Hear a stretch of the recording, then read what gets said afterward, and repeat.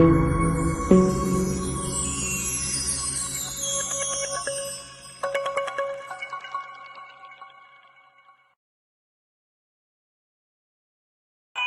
everyone, I'm super excited to be here today and speaking to one of my beautiful mentees, Inside Out, who has, for the last decade, she has shown the shining star.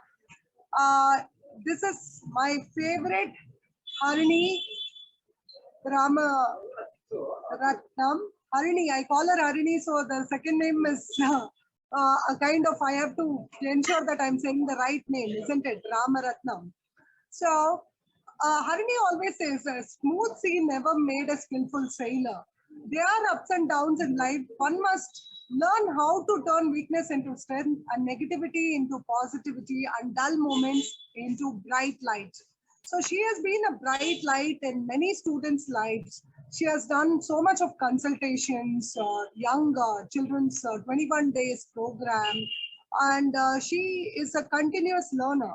So today I'm happy to welcome her to the a month with on Mahatmas with amazing trainers, facilitators, scholars, healers, and more.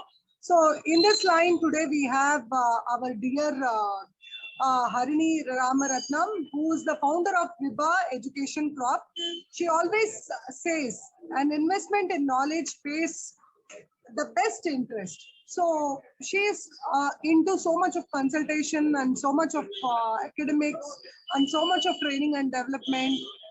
It is great to know she's one of the most sort of a trainer when it comes to goal setting. And she has won loads of accolades and awards. She has won the Young Women Entrepreneur Award. She has done her Rising Star Award, the Top 150 SME Award, and more.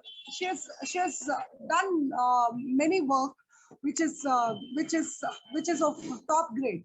So Harini, I'm super excited to welcome you to the show, and I would love to know which is the Mahatma you're going to speak about today.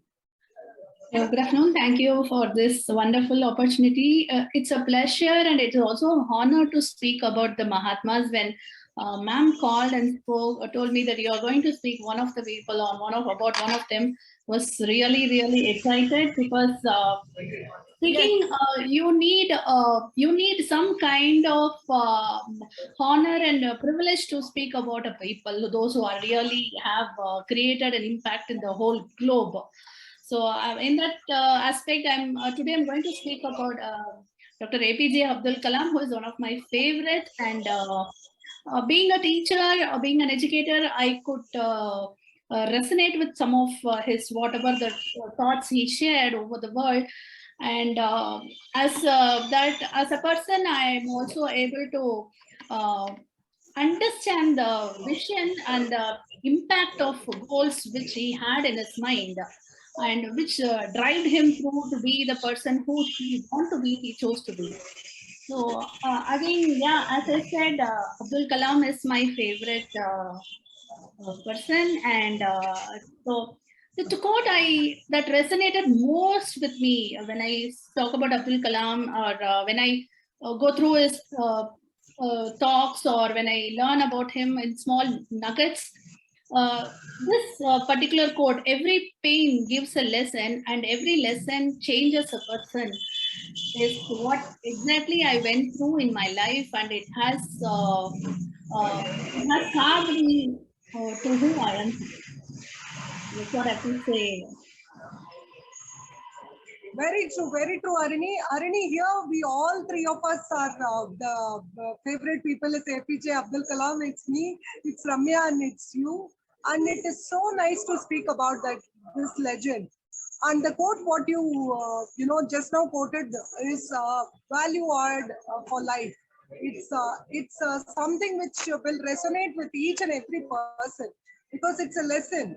We either get a lesson, or either we get to talk about him when we have to talk about leadership. We talk about interpersonal skills. We talk about him when it is about anything to do with science, anything to do with education, anything to do with life skills. So I think as a, amazing life skill trainer, you have this value add because you have constantly been upgrading yourself. I have seen you, go from strength to strength and add strength for somebody else. So if Abdul Kalam was to see your profile, I'm sure he will be giving you a big salute, respect, and love. So thanks for allowing us to make you part of this show, because this is a philanthropy show where we are taking insights from all big facilitators, trainers, teachers, and most sort of the coaches.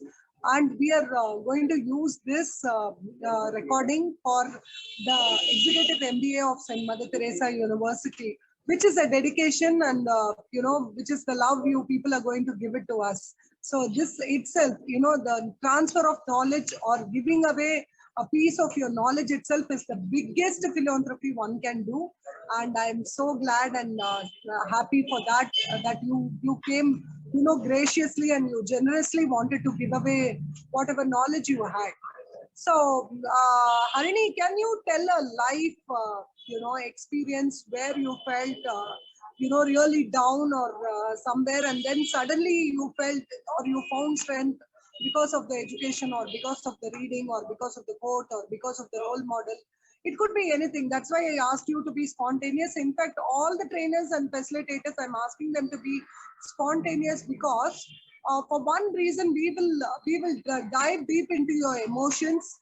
We will dive deep into your thoughts and feelings and know what exactly made you what you are today. Because we are all the factor of becoming. We become. What was that one moment where you felt, this is the me I want to see in the next future or whatever? So I would love to, know that story from you. So the pain which I speak about, we say Kensho effect. Kensho effect in the Japanese word called growth through pain. So the universe puts you in pain so that you evolve and grow. So if we understand that correctly, like why I am into this pain or why I'm suffering, the universe wants you to evolve. In the globe, in the universe, if you are into the spiritual thoughts, if you believe in God, and if you surrender to the universe, which is source or the consciousness or the superpower, whatever you feel, we all know at some point we are not the doer always. Things happen for us in life. Like though I say we manifest things, it happens. And predominantly the superpower, the consciousness chooses people, some people. So the ego has been installed in everyone. But some of us have been chosen, their ego was broken down by the incidents, the events which happened in life, so that they understand that I am not the doer, and they understand that I'm not the doer, and they are able to see things through happenings of life rather than me doing everything. So what I was saying is, when I come back to this thought, like what happened to me, I was a very confident child. I'm still a very confident girl even today. During my childhood, I was very confident, and I used to be very happy with myself, no matter the chaos happening around me in terms of finance, the crunch which happens in the house, or the fights, or any other thing. So I was not a great student, though. I was an average student. But what happened at a point of time, I had good teachers and mentors. So with the teachers and mentors, I was able to become a subject matter expert in math. I started from childhood. My passion was teaching. I used to play teacher with my books, with my all alone. So that's a passion which was ingrained in me from the childhood. So when I am got inspired by my mentors, my teachers, I decided I want to become a teacher only. So I started my tuitions. I was a great math expert, and I was also good at MCA. I completed my MCA. I did my computer science. So what happened was, I hear a lot of noise. Vijaya ma'am can please. Oh, you hear a lot.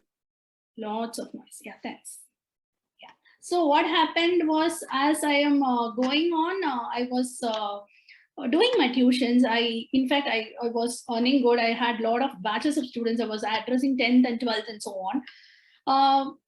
But there are some personal instances in the family where, because of my mother's things, I was literally was a little bit abused as a child to some extent. Because of their parental stress, they don't know how to handle it. I was a victim sometimes. But with all those, still I was confident, and love is the one thing which I was craving for from everywhere, and I was rejected for that at various places and various instances. But I never failed to have a self-love for me, for who I am, or be happy with what I have. That I was always there. But I was, as I got, and then in the course of time, as I was doing my tuitions, I got married to a beautiful man who is now a CFO of a company. So we got settled in Bangalore.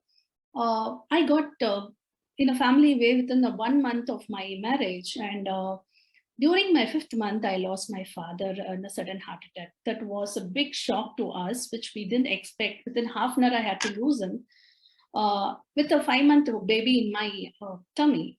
So I couldn't take care of myself. I couldn't take care of my mother because my brother was still studying.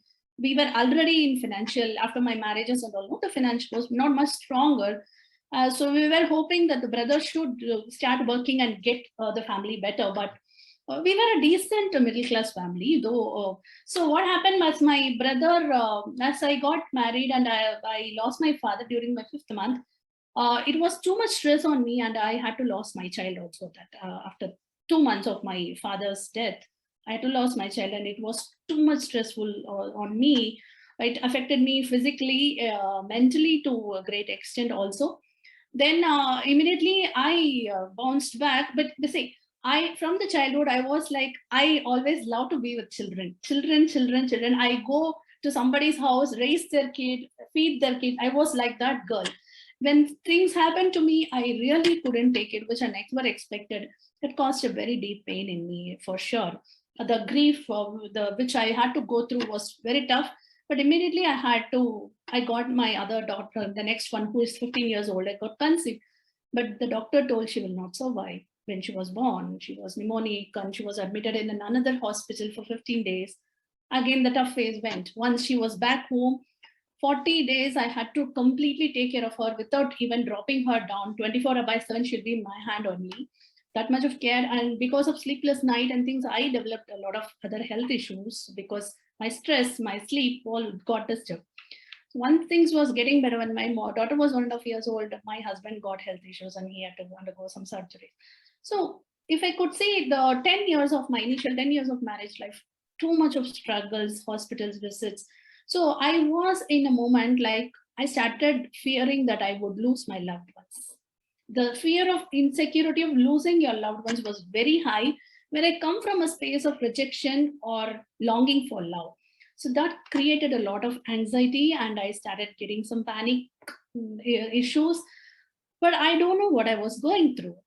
I really don't know. I was going through what I was going through. I couldn't figure it out why it's happening, what it is happening. Then, with the doctor's consultation, I figured it out. They said, this is because I know your life. You are not a common woman who had a marriage, a child, just blah, blah stuff. So much of stress you underwent. So you have to first take care of yourself mentally, and you have to work on this. That's the time I started thinking about, if being a homemaker, I was a tuition teacher, of course, but losing my loved ones or life-threatening incidents happens, I don't know really how to handle it, very honestly speaking. I started thinking about great experts, how they handle life, how they see life, like people with millions of debt, and like Vijay Mallya and prime ministers of presidents, they have so much pressure. In fact, they still have their losses also there. And if you take Biden, for example, he has lost his son. He has lost one of his son in the next, he lost one son in cancer. So how they are able to accept, and they are still able to think big. That was my no question deep inside me. Exactly, I would say now 2012, 2013. That's the space I was in, totally clueless, no answers. I don't know how I'm going to go with it. But I started searching things for it. I started finding out how people took it. That's the time I came into my life. Things came and I started understanding slowly, and I learned to know about NLP, and slowly I also understood. Though I am a subject matter expert, I am not able to manage my stress, or I don't know proper life skills in terms of decision making or problem solving or coping up with stress. So I understand that life skills is a crucial thing. Whoever you are, whatever you are, if your life skills are strong, the basic, what I focus in my work is top 10 life skills defined by WHO. Also, if that is very strong, you can do anything in life beyond being self-confident and self-love. So I started understanding, I getting that. In the course of time, I met Vijaya Saraswati ma'am. I took the memory training, where memory, coping up with cognitive thinking is one of the important aspect of life skills. So I came under her mentorship. From the time she is guiding me, I learned a lot. It was exciting journey to learn about memory, to learn about goals, and I started doing it. And as I am growing, challenges came to me. I understood one thing, like today, if I see, I'm a personal transformation coach and world record speaker. Recently did my world record of 555 Asia Book of Records. We did 555 women who spoke continuously for 279 hours in Tamil Nadu. And I'm a business success coach from American Union of NLP. So, and of course, various other courses.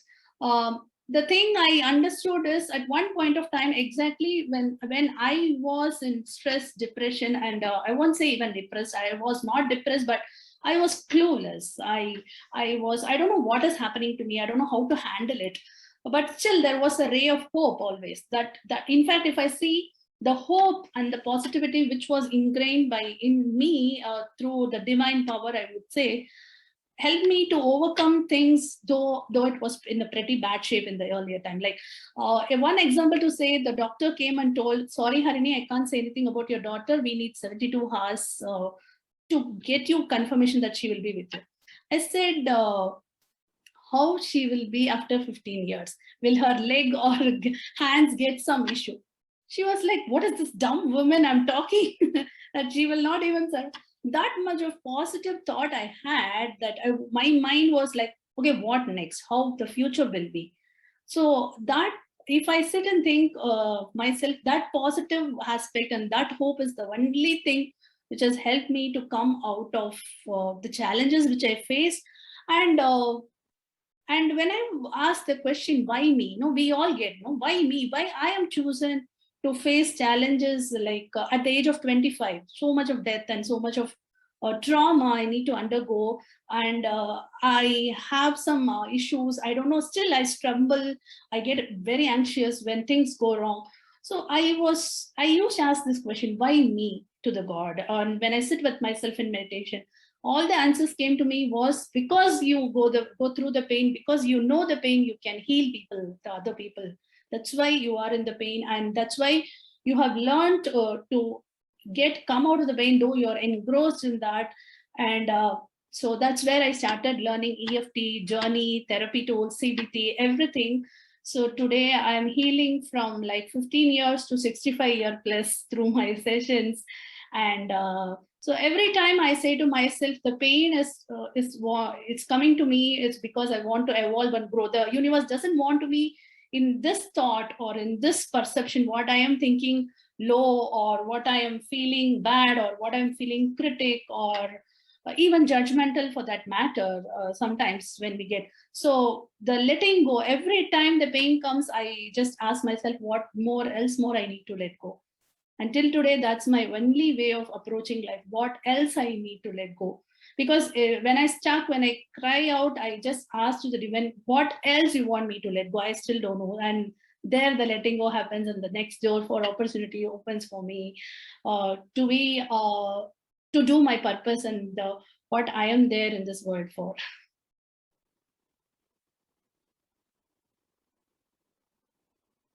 Awesome, awesome, Arini. It is so very inspiring to listen to you.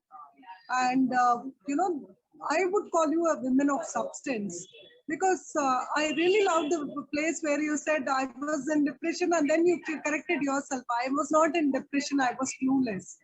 Because most of us don't know to actually assess ourselves. The diagnosis part itself is a challenge. We don't know whether we are mentally depressed or whether we are clueless, whether we are sad or whether we are bored or whether we are angry with someone or whether we are upset, because most of us don't know to identify the feelings and emotions and thoughts.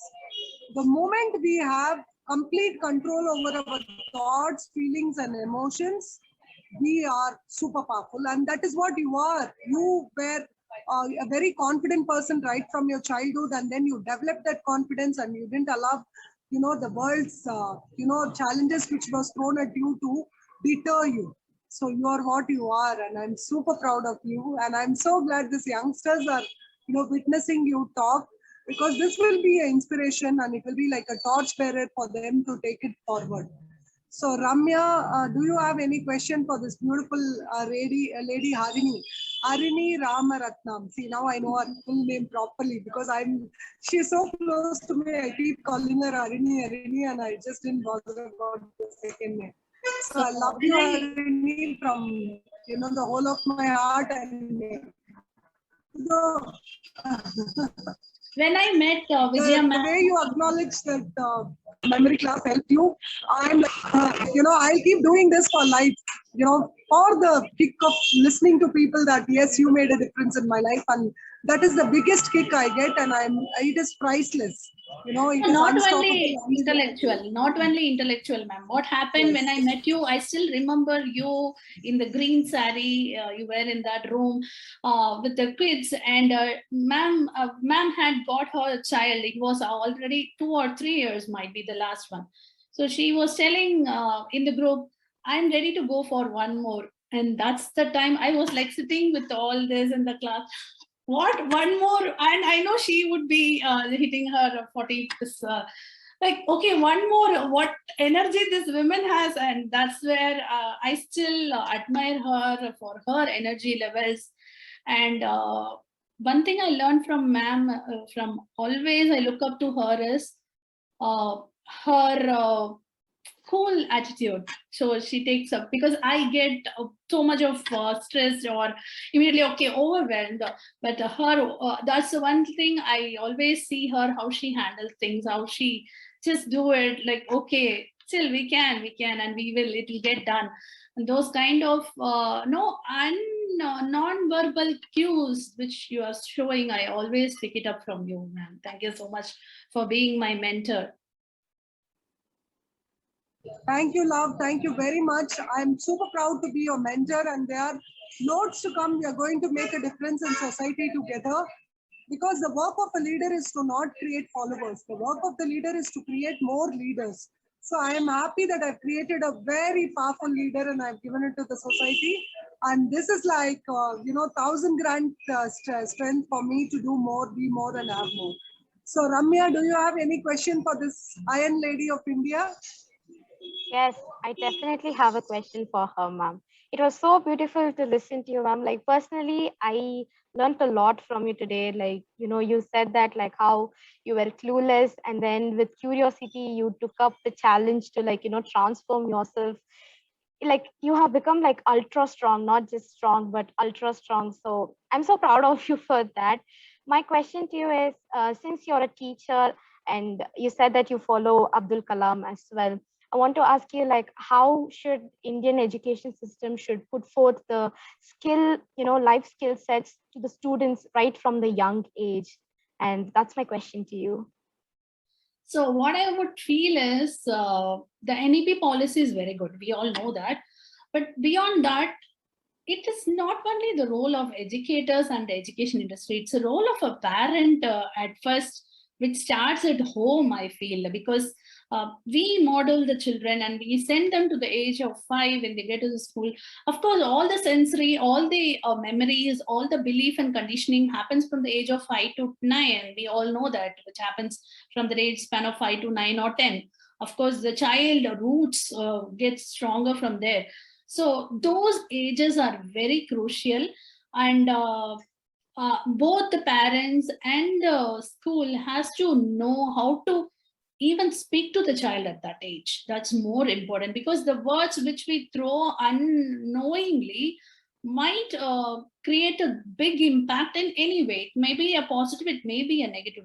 So that, if that has to be taken care, and bringing families, like bringing up your home from the value space, whatever the value you follow, it need not be spirituality based, but if you have a value based parenting of trust and honesty, then that is more than enough for the child to trust others, and first trust himself or herself. So whatever the value, see, that's what I say, keep that value, one or two values, and never ever go out of that for no reason. And the child should understand, okay, this is the value of my home, no matter what, this will be practiced. So if that value is built from the home and in the school, the life skills is, of course, no, life skills need not be in the class. It need not be a subject. The teacher can teach instant gratification and delayed gratification through her words itself. So where the child knows that if I wait, if I have that perseverance skill, I'll be successful. So it all, the teacher has to equip herself in the way of speaking. It's very normal what we are doing, but just fine tune the way the teacher addresses the class, or the educators who are mentoring the child. So that's what I feel. It's no need to be a separate course, of course, though, but it all adds up to the small things which happens at home and the school. That's so beautiful, Mom. Thank you for it. Ma'am, you're on mute. Wow, that was so inspiring. Thank you, Harini. We're talking about ma'am's journey of how, she built herself from, bits and pieces, and how she is a role model today. See, here on today's platform, she is, like I said, she is a part of NFED, she's a part of the ESAS, Education Standard Accreditation Services. FIBA is a tested name for, employee engagement programs, student engagement program, and so much more, so much she's called into so many colleges and corporates to give her inspirational talk, goal setting workshops, and much more. So here we are talking to one of the beautiful women, Harini Ramratnam, who is not only sculpted herself, but also is in the endeavor of nurturing others to go to the next term of the life. So here I am talking to her and feeling so rejuvenated and inspired. I want to ask one more question with you, Harini. When you talk to students, what is the actual challenges you see? I mean, what is what we can call as generalization? Because these are the challenges they have. So if you have something which most of the students are, or adolescents are, or the teenagers are, one thing which you say, oh yeah, this is common from all these age groups I have seen. If you can talk about how to handle that. Yeah, I think ma'am has some network issue. I think you can go ahead and talk. Go ahead, I'll go ahead. So what I want to say, when I meet students, when I do them coaching sessions, or when I meet them in classrooms, two things I often see is their addiction to the games. The first one, video games or any kind of gaming. They are so much addicted that they are not able to come out, or it creates a whole chaos in their life. The reason is the life is not challenging now. Nowadays, the life is not challenging. It's not in the case. There's nothing to create the curiosity in them. Everything they get easily. Everything. It's just a call away, or it's just the parents make the child get that done. So the child doesn't really earn it most of the times. So they get succumbed to this because winning, accolades, appreciation is a basic need of a human being, which is not always taken care by the education industry. Like only for top 2 kids are.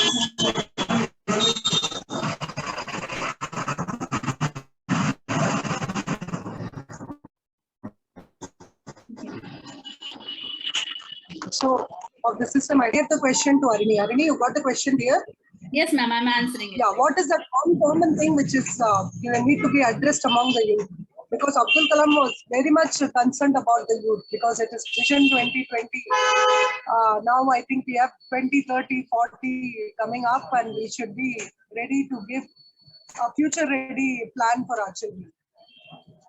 Yes. So what I feel is like, that's what the two things I have been noticing in the classrooms, also in my one-on-one coaching sessions. The first thing is the teens or the preteens usually get addicted to the games, because there is nothing more challenging in the life as a person, because they get everything at easily. Now today parents, we comfort them everything, they immediately get what they want in terms of food or in terms of clothing or basic needs. They don't need to struggle or survive. Like in those days, for one dress, we need to wait till the Diwali or till the birthdays comes. Now it's just every month, most of the children know we go to the mall or we buy them. So the challenge and the adventure and earning something so that you feel good for that is not there. So, and also which the basic human need, which I would say appreciation, acknowledgement and recognition, which is not given to all childs in the classroom. Only top 2 or 3 gets it. So where the other child need of like me recognized, or me getting the appreciation, or me feeling I am great or I am good, which is a part of a self-esteem, I would say. So they get it from the gaming, like, okay, I have killed so many people, I have destroyed so many things, I am the master, I'm the king. So the brain which we come from is that, no, we are a survival instinct. We want to survive. We want to prove that I am a human, others are not. So from that space of the mindset, that we are still in that brain mode only. So to that craving, which is not answered in this world. So where the child is succumbed to this kind of gaming addiction is one thing I would say, which I see predominantly. The challenge, this can be addressed by putting the child to real challenges, or putting a goal in front of the child that you have to achieve this, or making the child life little, it's not even hardship, but making them adventurous for them to achieve would satisfy this, help them to overcome this. The next one I feel is the teens. Most of the teens I see, they are self-critic. No, the teens, we are like that only. We don't want anything from it. They look for parents' validation, but they have a very strong skill. They don't want to show it to the world and get acknowledged, because they feel people will judge. These are all basic characteristics with the children goes through this adolescent crisis, I would say. So the self-critic, where the child gets it from either from the parents.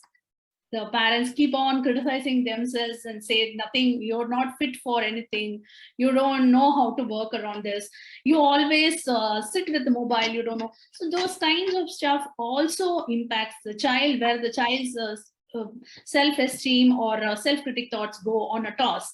So these are the major 2 challenges. And the other one is the child, nowadays child is very smart, they know everything is available on the Google, and there the listening and the learning capacity is little bit less from experiences. So people like others, those who experience, they don't want to listen, because they say, I'll go to the internet, I know much, they know much better than you. That's what so these are some of those issues I face. I could see in the upcoming teens. Thank you, Arini. Welcome, Dr. Dawson Jasper James, our design department head from St. Mother Teresa University. Thanks for showing up. This is my mentee, Arini Ramaratnam. She is no more my mentee, she is a light of the world, where she does big programs for colleges and corporates. She's a consultant. She is a coach who can take you to the next level. So I am going to enroll for a 21 days challenge program, which I'm, it's in my goal sheet. Now I put it in my bucket list, which I have to tick. So I'm so glad to be, mentored by a mentee who's doing so well in all the circles of life and who is an inspiration by herself. Dr. Harini, this is the brainchild of Dr. Dawson Jasper James, that we do, 30 days with 30 speakers a month on Mahatmas.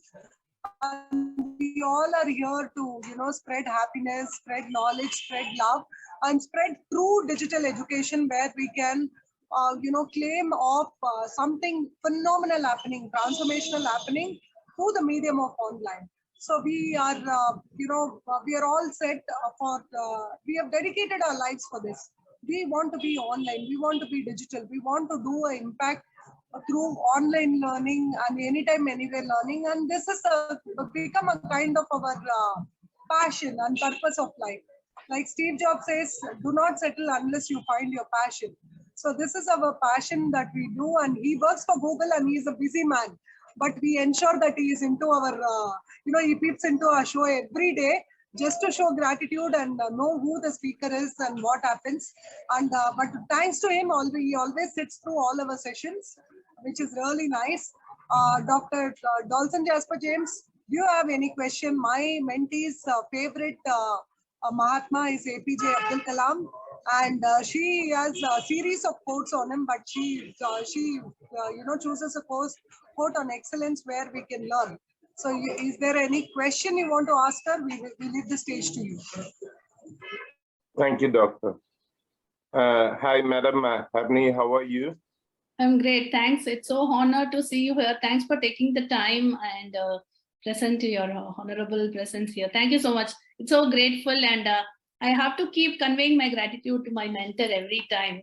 She keeps bringing so much of glory to my life. Okay, that's great. And my simple question is, we know what Dr. APJ Abdul Kalam told us to do, and he gave us a deadline 2020, and we have gone past that, but we are still trying to do what is best for our country and rest of the world. My simple question is, how are you going to reignite the fire, the simple man who created?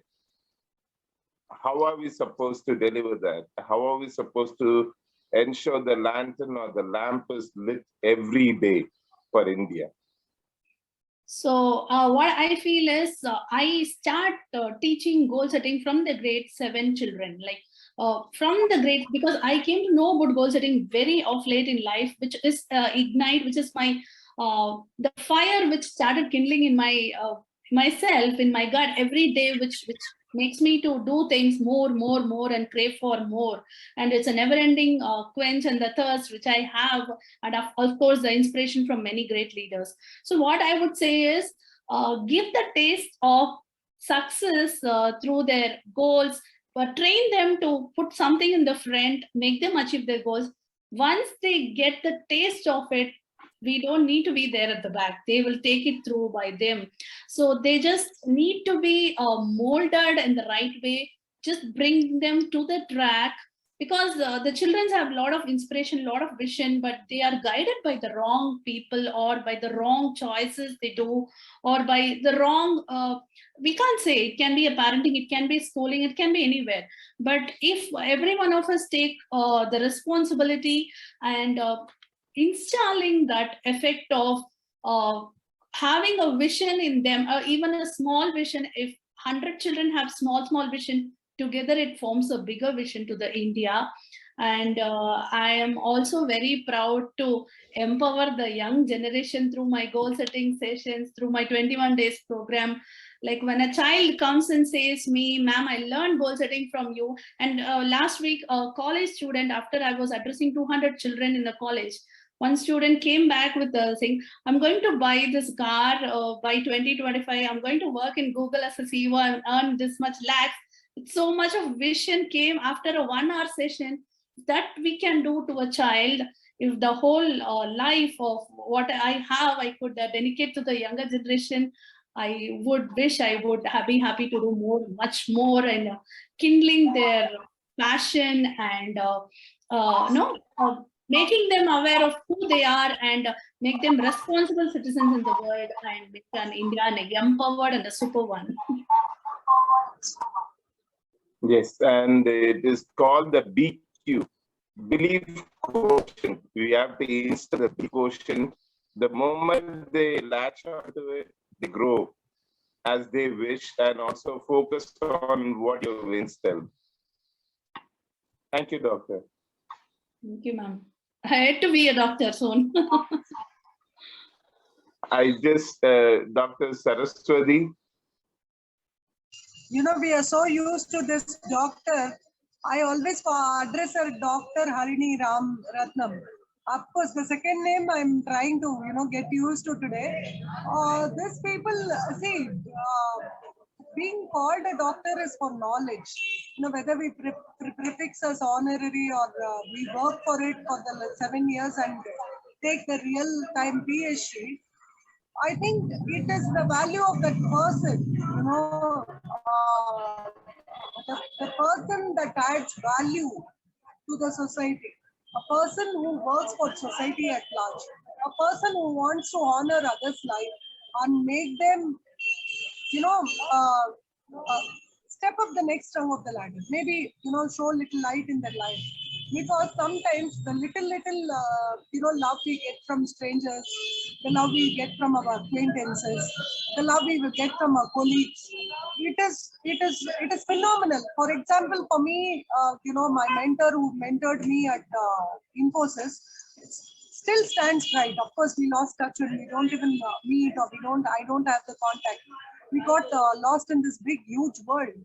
But when it comes to my relationships, when I think about it, I literally, give her a salute, because she said, Vijaya, Infosys will get hundreds of women like you, but your family has only you. You are the women of your family.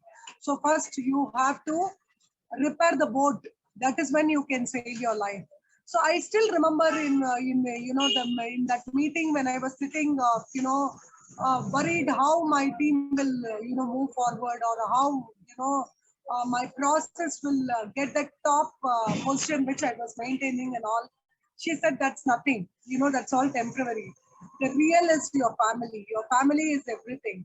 The moment you prioritize your family, everything will fall in place. And it really became true. Today, after say around 10 years of time, if I think back, I think, okay, my thought process was so very, narrow. I think I was in a well, but today I'm sailing in an ocean. So I can take many decisions, quickly, be spontaneous, think about things of making things work for all of us. So I think this ability came through experience. So like I said, doctor is experience. It's definitely experience. No education, no knowledge, no power, nothing can compensate to the experience of transaction we get in this journey called life. So thank you so much, Dr. Dawson Jasper James, for adding value to us. Harini, before we go, I have a question. I know we are at 3:45. Ramya, can you give us the last 5 minutes, please, to talk? Thank you so much, girl. We love you. See, before, I want to say bye to Harini, I have one pressing question which I wanted to ask her. Ma'am, today's women find work-life balance a big challenge, especially with Montessori being closed, children having online classes. Most of us see each other's faces all the time. The challenge of cooking food, the challenge of taking care of children, grooming, prioritizing, studying. There is a big challenge with career and personal and professional. Career and correctness. So much of challenges are going around in the world with the COVID-19 surfacing, the challenges which we never thought as challenges a challenge. So my one question to you is, at this point of pandemic, when there are restrictions with the outside world, when touch has become a,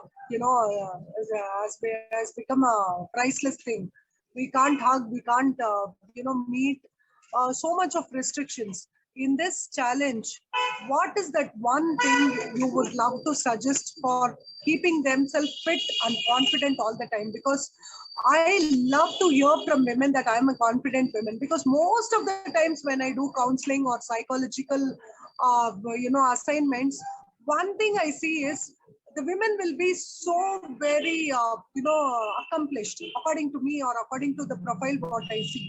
But inside her, there will be one question, one pressing question: Am I doing correct? Am I that worthy? Should I be receiving this? All that worthiness questions are there. But you're one woman I found, just like me, who say that I am confident. Boss, what may be, whatever I'm doing, for me, if it is right, I'm right. I don't want to, get into your bottle and see how you look at me or how you judge me. Because people, I leave it to them to judge whatever they do. I want to be very crisp and clear of what I am doing. So it is more specific is terrific and clarity brings power. That's the thought process with which I focus my life on. So what is this one thing you want to suggest to people to keep their mind confident, clear, and for doing something phenomenal during this testing times of COVID? Exclusive. Yeah. So what I would say is, don't need to be perfect, because when being a mother or being a wife, of course, the first thing, as you said, I would add up to what you have said, the priority, being a mother or the roles we play. Once I prioritize myself, it may be family for me or it may be career for me. But a woman understands like family is my priority and then tries to draw the boundaries and work in that, then it's completely in her control. Like she cannot blame, okay, because of you only I couldn't come up in life, because she has chosen a priority. We always try to play the blame game at the end of the day. Because of you only I couldn't do it. Because of this work only I couldn't do it. Okay, because of this only I could. So the blame game is very easy for us to put the responsibility to others. But when a woman decides family is my priority or work is my priority, if she decides family is her priority, then she has to come up in the boundaries and work how accordingly. How I'm going to take care of my work, or how I'm going to do the home course, or do I have the ability, or am I okay to ask for help from my husband or from my in-laws, or bring someone if I have the privilege to bring to help in the home, so the things are taken care of, so that the stress doesn't go in terms of hurting other persons because of the workload which I have. So that the awareness that comes from that awareness, because mostly, no, I've seen women, they start shouting because the stress is too much of overwhelmingness that has to be addressed properly. And it is okay to have that stress also. When men have, it's women can have. So it's nothing to do with you doing a homemaker. How can you have so much stress? It's nothing of that sort. It depends on the individual body and mind organism which they are coming from, the program which they are brought up with, the circumstances which they have grown up. But at a point when a woman has can take decisions for her life, she has to clearly choose what I'm going to do. Because last week I was offered 3 lakhs plus salary to handle 2 DPS schools in Bangalore. I said, no, I can't. I know they are saying my capability, but I don't want to do as my choice. I want to be an entrepreneur. I want to explore certain things because I am okay to fail. I'm not saying that I'm going to fail, but it's a children's life. And it's the question, it's not about me doing. So it's a question of me, do I need it or not? I always ask that, do I need it or not? Do I want it or not?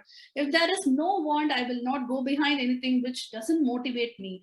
So that's the only thing. And beyond doing anything, even if I sit today, when Vijaya ma'am asked, I never thought I need to be perfect in my answers. I can do mistakes. I can blabber. There is no wrong in that. When I accept myself with all my raws, with all my flaws, I become a confident person as me. And of course, see how tomorrow I am doing better from the person who was today after a year. Have I changed, or have I grown in my thoughts of perceptions or my perseverance, or the way I perceive things? Are my maturity skill grown up, or do I still react for some nonsense on simple issues? And also I would say to the women, the energy where you put matters a lot. how we are going to spend the energy. Am I going to spend my energy giving back to my husband or giving back to my in-laws, or am I going to go quiet and do something productive, or just for the sake of ego? So most of the times, the success, the confidence comes. I feel a person who is very confident is not at all egoistic. That's my thought. So that's the only thing I want to say to the women. Lovely, lovely, Harini. So much of value it added to the show. Because you know what, when we know our priorities, when we know that this is what we have chosen, you know, choice matters. So it is okay to have a choice. You know, you cannot have a cake and as well as have it. So you should have clearly defined goals, and that goal should be specific, measurable, achievable, realistic, and timed for. And also, the women should be very clear that what is worth their mental peace. What I do is, if a situation is not worth my mental peace, I don't even get into that. I don't get into the rat race. I feel so good about it. You know what I say? The first question for me is this worth my mental peace? If it is not worth it, I don't bother the people whom I'm not bothered about. I give my life, my heart, my soul to the people who really bother about how I'm doing, what is happening. You know, my life is not perfect, but I ensure that I am at peace, because being happy for no reasons is what we are going to take with us. All our bank balance, our house, which we claim to be ours, and all the rest of it, we have to leave it here because this is a temporary life. No, we cannot have permanent solutions here. So what we are, paying EMI for 10 years, 20 years, that is going to be someone else. We are not going to be there. So what I would love to tell women is prioritize on experiences, value add experiences. Give time for something which will add value. If you have to pack your bag and go man, go and enjoy your life. Go see how the place is. Don't put it for next time, because there is no next time. So don't blame because of the children I didn't go, because of the husband I didn't go, because of the somewhere I didn't go. Because when the life calls, you're here, you're not going. If death calls, you cannot give any reasons. It doesn't wait for your reasons. You have to go. So become aware of your life and put your lifetime into experiences. Pack that bag, walk out of it, and see how things look from the third dimension. So that is what I would love to tell all the stressed, tensed women. Chill it out, girls. Control the controllables and get ready for the new you by tweaking small things in your routine. Make small changes and see how dynamically it will make a difference. See, I was coming to office and suddenly it started raining. So I said, no problem. I will take my call on Oppo Zoom. It's okay. I need to be with Harini, Dolson and Ramya. That's all matters. You would love to see this place. This is a nice coffee shop. All of them are having coffee and enjoying. And this is Indra Nagar, just out of my house, and it's a huge place. So I just found a corner for myself and happily sitting and enjoying my time. Because Aruni has some guests coming in. She has Golu and Ramya has to go back home. And dolls and Jasmine James don't ask me. Every time his plate is full. So it is how you can think out of the box and become accommodative and be happy with what you do. I love doing what I love, because this talking time is my best time of my life. So I kickstart my day. You have to have a concrete backup plan, be it for small things. Don't take that kind of tension which is not worth it, because your BP, sugar, sab kuch to raise ho gaya na. After 40, we have to take care of ourselves. So this message is for the women who are looking out there to have a perfect career and perfect life. Believe me, there is nothing called perfect. It is all in the moment. To enjoy this moment and be in the now and love life. Live life to the fullest. That's what I want to say. And I know Ramya would be watching the time. So Ramya, I'm sure we are done with all our time which you gave us. We love adding value to all the lives. So thank you. These are all blessings in our lives who come and help us like angels. So is there anything anybody wants to ask Harini? From my side, it's over. I dedicate my I-5 statement to you, Harini, today. Sorry, please forgive me. I love you. Thank you and God bless you. This is my I5 dedication to statement I give to every speaker who comes on daily basis. And I feel very proud and honored to be a part of this great endeavor of bringing St. Mother Teresa University to the top 10 universities of the world before I die. So I want to die empty and make this endeavor an irrevocable plan and resist all that which comes as a negative energy and throw it away and seek universe the blessings, because knowledge is power, and I want this education excellence to be spread to the entire earth through innovative and creative learning methodologies. So love to you all, love to all the contributors who contribute so immensely with honorary motive.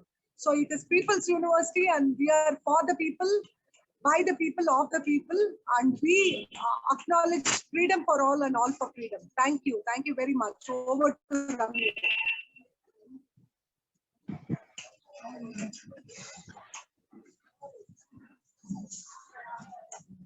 Ramya, can you call it a close? Yeah, do Yes, you want to ma'am. call it a close? Yes. Okay. So love you guys. Have a good time. Enjoy. Thank you so much. Harini, enjoy your Golu. Love you. Thank you. Thanks for this Bye-bye. opportunity. Bye-bye, people. Great meeting you, sir. Thank you so much. You're welcome, madam. God bless you. We'll meet soon. Thank you. Thanks for your blessings.